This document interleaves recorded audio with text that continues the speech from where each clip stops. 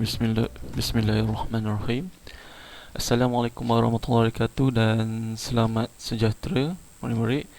Okey, hari ini adalah untuk subjek pendidikan seni visual.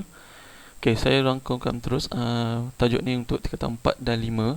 Okay, dalam nota saya ni ada kandungan KSSM dan juga KBSM. Okey, kalau KSSM lebih kepada sejarah dan KBSM dia banyak teknikal lah. Okay, sebenarnya saya lebih suka mengajar di kelas lagi sebab kita boleh tunjuk teknik untuk menghasilkan seni cetakan. Walau bagaimanapun di musim PKP ni kita cuba juga untuk membincangkan topik seni cetakan. Okay, dari segi definisinya adalah pemindahan tulisan atau image daripada blok kepada permukaan kertas atau canvas melalui proses penerapan menekap. Okay, senang kata dengan bahasa yang mudah adalah proses menekap. Okay, di mana awak dah pernah buat dulu masa tingkatan 1 dan 2 proses menekap ni, and awak gunakan kentang potong 2, okey dan awak chop. Okay, atau dipanggil capan, mengecap. Okay, tapi dalam seni halus ni menggunakan kemahiran yang lebih tinggi. Okay, mempunyai ketelitian yang lebih halus, sebab tu dipanggil seni halus. Menguji kemahiran seorang pengkarya tu lah. Okay, kenapa menggunakan seni cetakan yang tradisional ni dalam berkarya, sedangkan kita dah ada printing atau printer zaman moden ni kan, macam printer Canon semua. Okay, digital art. So kat sini nilai dia berbeza. Okay, kalau karya digital art atau printing menggunakan mesin dengan printing secara manual ni, nilainya berbeza. Okey, maksudnya seorang yang mencintai karya akan melihat seni cetakan ni dihasilkan oleh orang yang orang cakap mempunyai nilai estetika yang tinggi lah. Kalau bahasa korang ni bukan kaleng-kaleng orang lah yang buat seni cetakan ni. Okey, fahami konsep dia. Dilakukan dengan cara mengukir blok kayu ataupun plat, plat besi selalunya, plat tembaga, copper. Kemudian disapukan dakwat, atau cat lino pada blok penerapan dan menerapkan ke atas permukaan kertas atau kain. Kemudian hasil cetakan ini dilakukan banyak kali, selalunya akan banyak edisi. Saya akan tunjuk macam mana edisi tu dibuat. Ini contoh hasil karya seni cetakan. Kat sini kalau kita tengok nombor ni 1/50, bermakna kat sini ada 50 cetakan. Yang tengah ni adalah nama karya, yang hujung ni adalah nama artis. Nak tanda tangan tulis, nak tulis nama pemulih. Ini tahun semasa yang dihasilkan.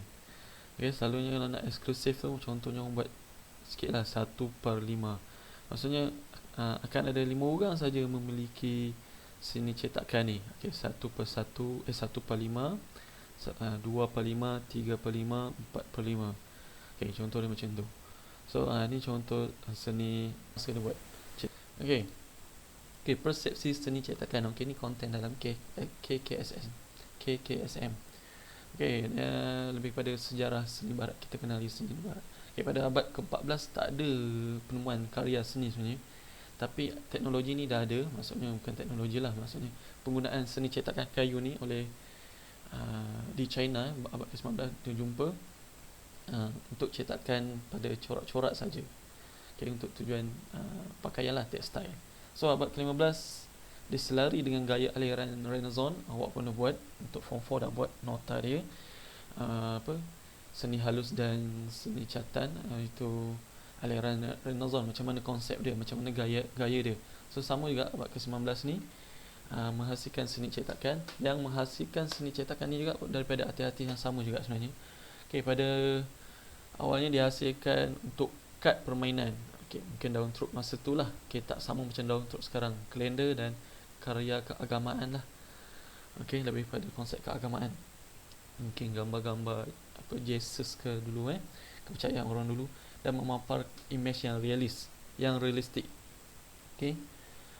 Ciri-cirinya komposisi yang dinamik, maksud kompleks dalam tu, penuh penekanan lukisan tu.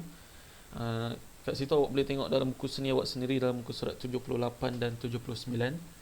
Okay, kalau awak buka buku untuk tingkatan 4 ada dalam muka surat 78 dan 79, awak boleh tengok contoh-contoh lukisan tu. Okey, turut menghasilkan masa zaman abad ke-15 ni, turut dihasilkan juga blok buku itu mengambungkan unsur teks. Okey, pun sama juga untuk tujuan keagamaan dulu untuk kita merekod sesebuah buku. So contoh buku yang dibuat masa tu The Biblia Pauperum. So awak boleh tengok juga dalam buku muka surat 79. Okey, abad ke-16 mula berkembang di Jerman. Kesan ni pengaruh gaya realism lagi. Dan seni catatan Itali, orang Itali ni dengan Paris selalunya, Itali lah. Memang cenderung dalam menghasilkan karya seni halus ni. Seni cetakan kayu mengekalkan tema dekorasi dan corak geometri yang berulang-ulang dan bingkai yang bercorak. Masih ada unsur-unsur yang klasik.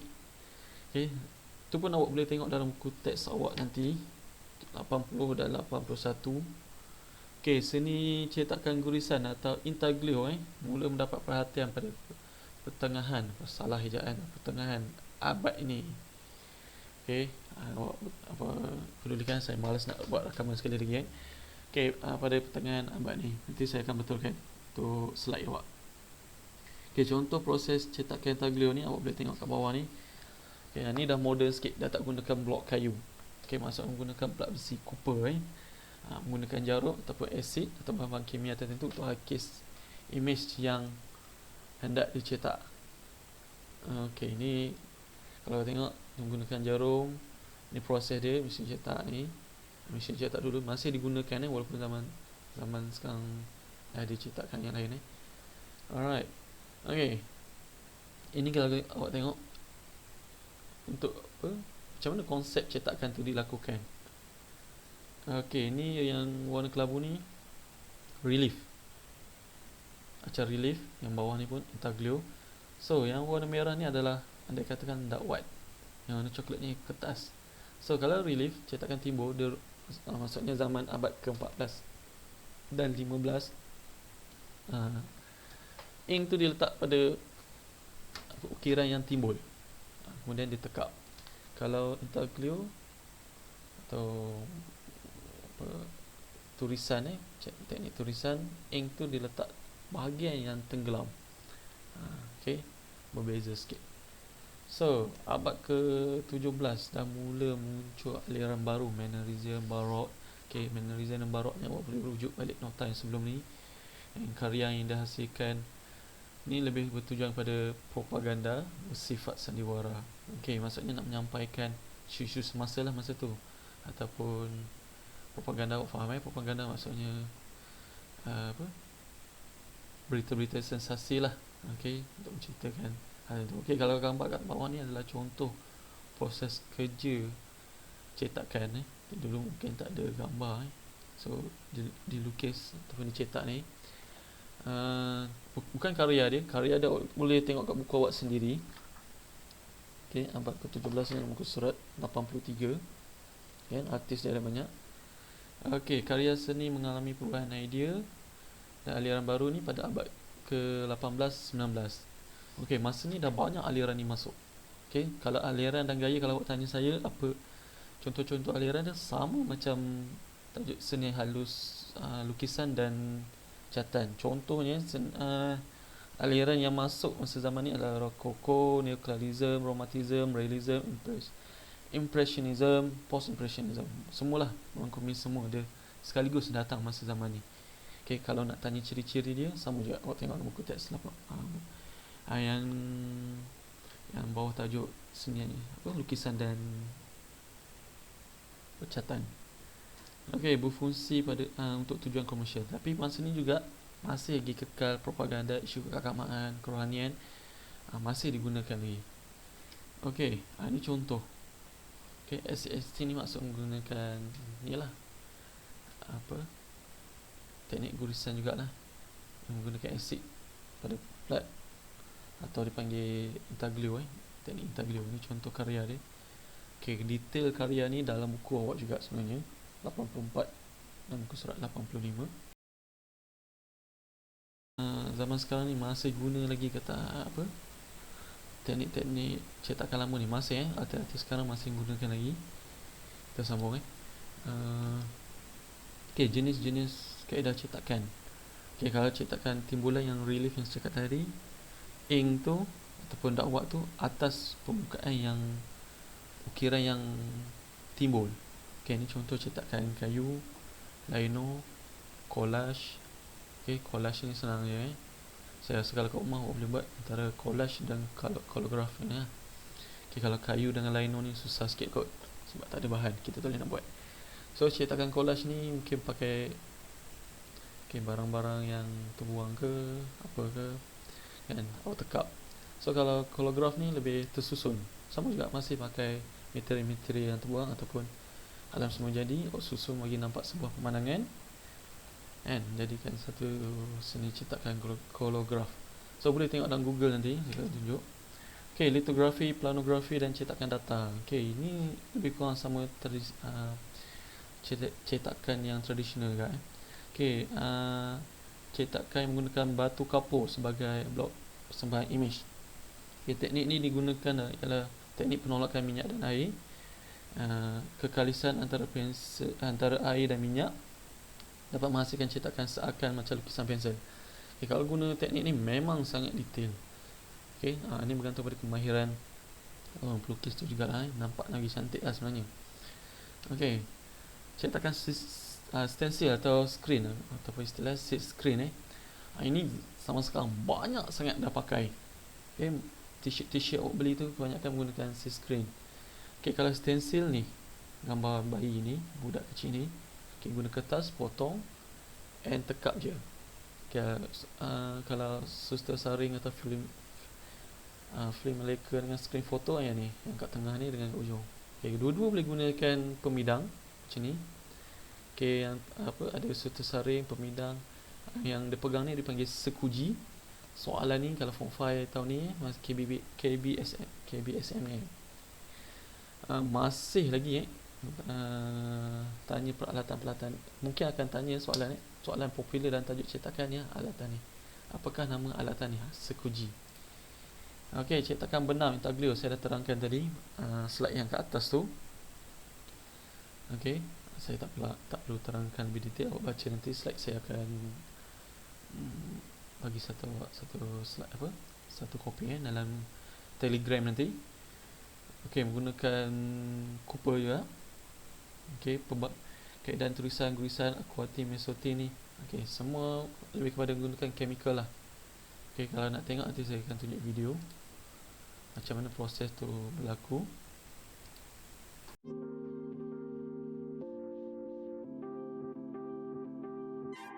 Hey guys, it's Emilio from Castart here, and today we're going to do some lino printing. So, the first thing we do is draw the design that we want to print onto the sheet of lino. Remember, as this will be a relief, it needs to be drawn back to front.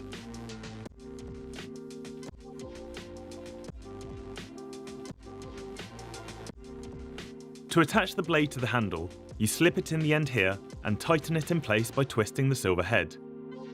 This will stop it from falling out. Now these blades are very sharp, so don't forget to use the handguard to hold the lino in place and avoid any injuries. Applying a little pressure, slowly carve away at the lino around your design. You can swap out your blades to ones of different shapes and sizes to give you varied marks. Carry on carving until you've got the image that you want to print. For the next stage, squeeze out some of the printing ink onto the tray and with a roller apply this to the lino.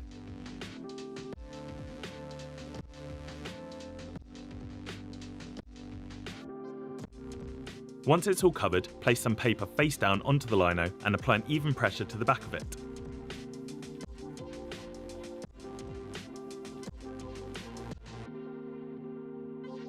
Having done this, slowly peel away the paper to reveal your print. To make more prints, simply reapply the ink to the lino and repeat the process. If you're feeling inspired, check out the Castart blog or come visit us in store.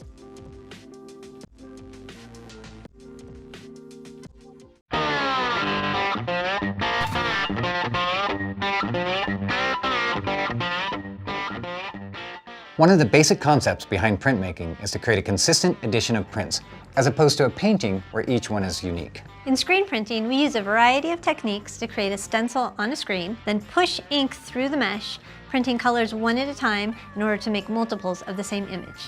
You can use your own art to create fun, functional things, expressing your unique perspective while also having a consistent result. First, you'll need to create a stencil. This can be done a couple of ways. If you're doing this at home, you can create a traditional stencil cut from paper. Just be sure to use something sturdy, not too thick. Thin paper will fall apart when it gets wet, and cardstock is too thick and will allow the ink to get between the paper and the screen and muddy up your design. I'd suggest using freezer paper or the adhesive paper used to line cabinets. We use a photo emulsion method, which is the most accurate way to reproduce your image exactly the way you created it and is common in the screen printing industry. With practice, this can also be done at home. First, a transparency is created using your custom artwork, then light-sensitive emulsion is coated onto a screen, dried in the dark, and then exposed to a light. Once exposed, the unexposed emulsion is washed away, leaving behind the stencil. We then use a squeegee to push ink through the stencil onto our finished piece. Screen printing is really versatile because, as we like to say, if it's flat and doesn't move, you can print on it. It's widely used for posters and t-shirts, but you can also print on wood, even metal. As you can imagine, we screen just about everything we can inside our studio, including most of our signage. So whatever you're using, just be sure you use the right ink for the material, and be mindful that any texture or uneven surface will be tricky to do. I tend to do most of the poster printing, where Nikki focuses on fabric.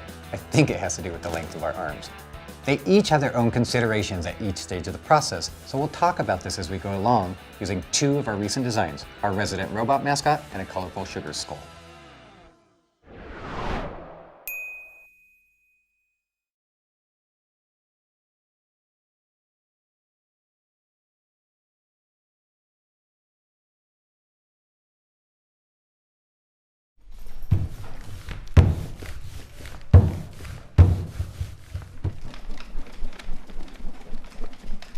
My name is Laura, and I'm in my second year of MA Printmaking here at Camberwell College of Arts.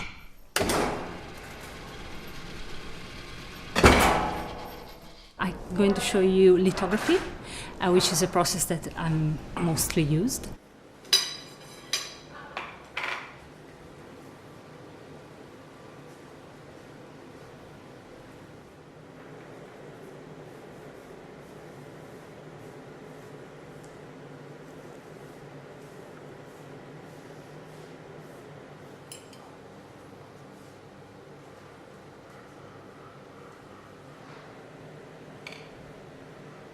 Before coming here, I was not using printmaking. I mostly draw or on paint, so lithography it feels quite close to the feeling to painting or drawing directly on paper.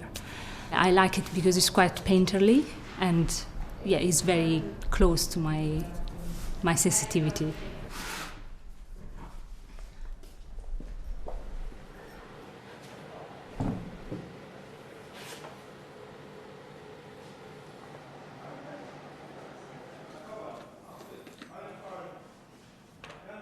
The feeling is close to do it, but actually in the print process there are many accidents, and I'm very quick normally on the drawings, but with the printmaking I need to be more thinking of what I'm doing. It is going to be reproduced many times, whether with the drawing or painting, everything is happening there.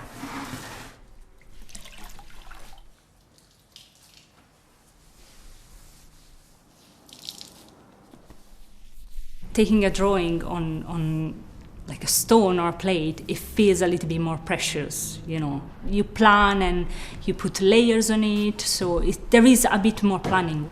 You have a little bit more pressure on you.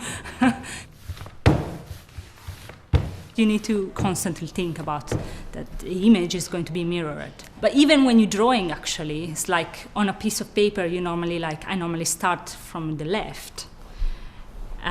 But then sometimes when I print, I say, oh, okay, that obviously looks different because the figure that it meant to be on the left is on the right.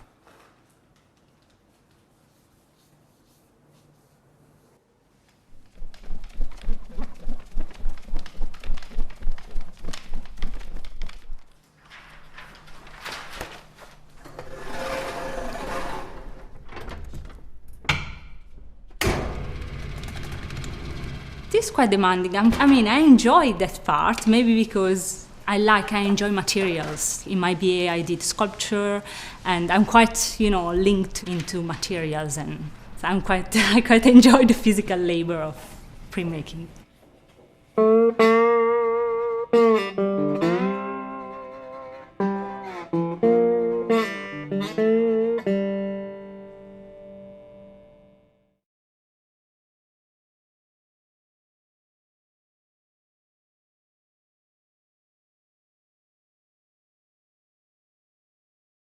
Okay, nanti awak boleh tengok video-video ni. Okay, yang pertama tadi adalah seni cetakan relief atau cetakan lino, ukiran. Itu yang diukir tu pada pada plat getah lah, blok getah. Okay, kayu pun boleh. Kayu biasanya orang akan guna kayu jelutong. Kalau getah ni boleh dapat kedai-kedai seni lah, kedai-kedai art, mana-mana kedai art. Kalau kat Johor ni yang paling senang cari Art Friend lah. So musim PKP ni tak boleh keluar lagi lah. Okay, yang kedua adalah cetakan silk screen. Okay, itu yang paling basic dia tunjuk. So banyak lagi cara yang boleh buat, dan boleh buat kat rumah kat DIY sendiri peralatan-peralatannya. Okay, video ketiga adalah video cetakan planograph. Okay, so boleh tengok. Okay, menggunakan batu kapur. Okay, selain rujukan buku, awak boleh tengok. Nanti saya akan share juga link dia. Okay, nota-nota seni cetakan banyak sekarang dah zaman moden ni, awak search sendiri lah. Okay, blogspot, jenis-jenis seni visual visual art ni. So kat sini ada jenis-jenis cetakan diterangkan secara detail. Boleh baca kejap lagi, nanti saya akan share link dia. Okay, video YouTube, boleh tulis litografi. Okay, planografi tu apa? Banyak contoh printmaking art, senang. Okay, printmaking banyak sangat contoh-contoh dia. So boleh tengok. Okay, boleh tengok tutorial dia. Okay, tak faham tak apa, tengok nanti tahu. Kita akan praktiskan benda ni kat sekolah. So kalau ditanya ada lagi ke orang buat, so masih ada. So kita pun ada artis-artis tempatan. Kalau dulu awak boleh tengok, okay, Loh Fosa ni lahir tahun 1944. Ini antara seni yang dihasilkan oleh dia. Okay, kalau kita tengok media-media lain pun banyak artis-artis kita. Okay, banyak maklumat tentang seni ni. Cuma kat Malaysia ni kurang mendapat perhatian lah. Sebab kita tak ramai penggemar seni, terutama seni cetakan ni. Kalau orang pergi galeri, orang kenal seni lukis, seni catatan, arca. Cetakan jarang orang jumpa. Okay, jarang-jarang orang nak buat. Sebab satu, dia rumit. Yang keduanya, orang tak kenal sangat. Tak boleh nak bezakan lukisan dengan seni cetakan. So setakat tu saja untuk kelas seni hari ini. Saya akan bagi latihan kemudian. Awak study dulu tentang seni cetakan. Tengok kaedah mana saya akan guna, Google Classroom ke atau Google Form biasa, sebab tak semua ada akses Google Classroom. So saya akan cuba buat Google Form sajalah. Okay, soalan-soalan tak susah, senang je. Awak baca balik buku awak tu. Okay, surat 76 hingga 85. Kalau rajin lah buatlah nota ni dalam buku sketch awak tu. Okay, nak guna nota yang saya ada ni tak apa, nak bagus awak tulis tangan. Kalau malas, tampal saja nota ni. Okay, sekian, terima kasih. Okay, Assalamualaikum warahmatullahi wabarakatuh.